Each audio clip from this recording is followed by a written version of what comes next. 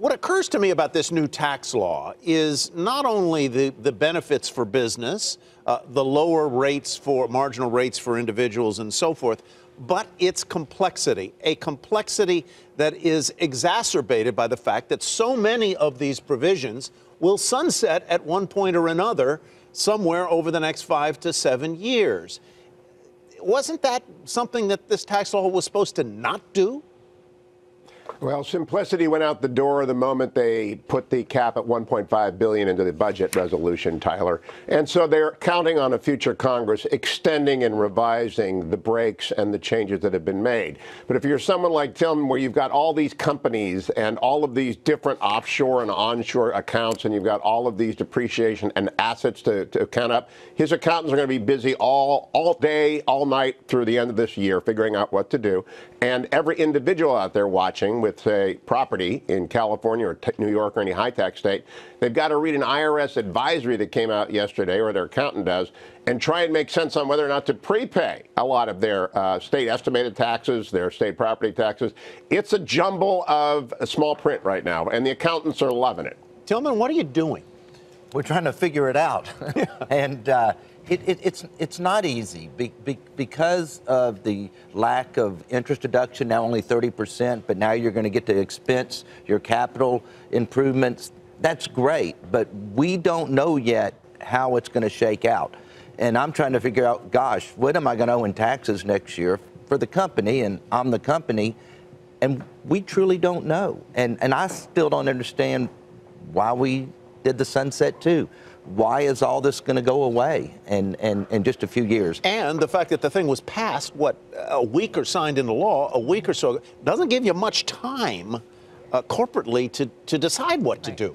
We don't. And even individuals are confused. Or is the IRS going to allow them by taking this property tax deduction right now? And people are standing in lines everywhere and trying to figure it out.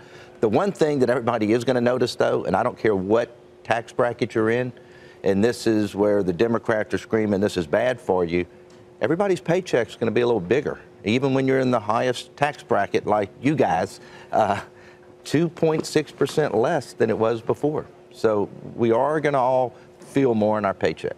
And that and a good economy, Hugh, as we turn into, presuming the economy holds up, as we turn into 2018, it's going to be, the Democrats have their work cut out for them, let me put it that way. Whatever you think of the president, the administration, and so forth, the economy is performing. If paychecks are a little bigger, that's what people, those pocketbook issues, that's what people tend to vote on. Yeah, I think the bill will sell itself, Tyler. It will either work for people or it won't. If it does work for people, the message in November will be very simple. Are you better off today than you were 2 years ago? Forget the noise. Forget all the shouting and the yelling and online and offline. Forget all of that. Are you better off than you were 2 years ago? We're counting on the tax bill being yes. There's one aspect of the tax bill, though, if I can just ask Tilman this. I think every owner of an NBA franchise in a low-tax state, or an NFL franchise or a baseball franchise in a low-tax state like Texas, got a huge win in this bill because their free agents are going to want to stay in Texas and not go to California or New York. Am I right, Tilman? You are 100% right. And if you don't think that's the first thing we tell free agents is you get to make 10% immediately more by just playing for the Houston Rockets. So we will use that to our advantage all that we can. Don't go to those Warriors out there in Oakland. Now let me turn, Hugh, to I cannot tell you how much I agree with your op-ed piece in the Washington Post today. Thank you. The story is addiction is the story of 2017, but not to opioids. The addiction is to what, Hugh? Outraged. Now, I don't want to downplay the people in the United States who are struggling with an addiction to any kind of opioid, to any kind of alcoholism, to any kind of substance abuse. It's a very serious problem.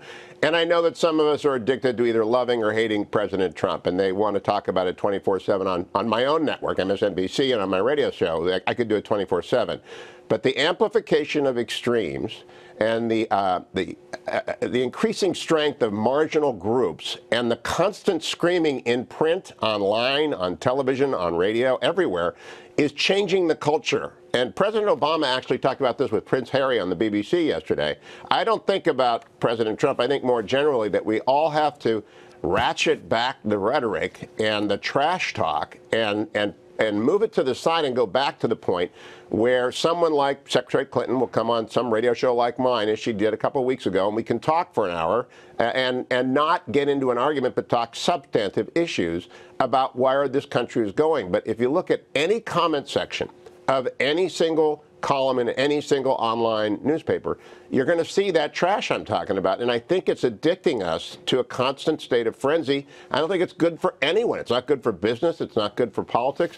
It certainly isn't good for our kids or our future going forward. Hey there, thanks for checking out CNBC on YouTube. Be sure to subscribe to stay up to date on all of the day's biggest stories. You can also click on any of the videos around me to watch the latest from CNBC. Thanks for watching.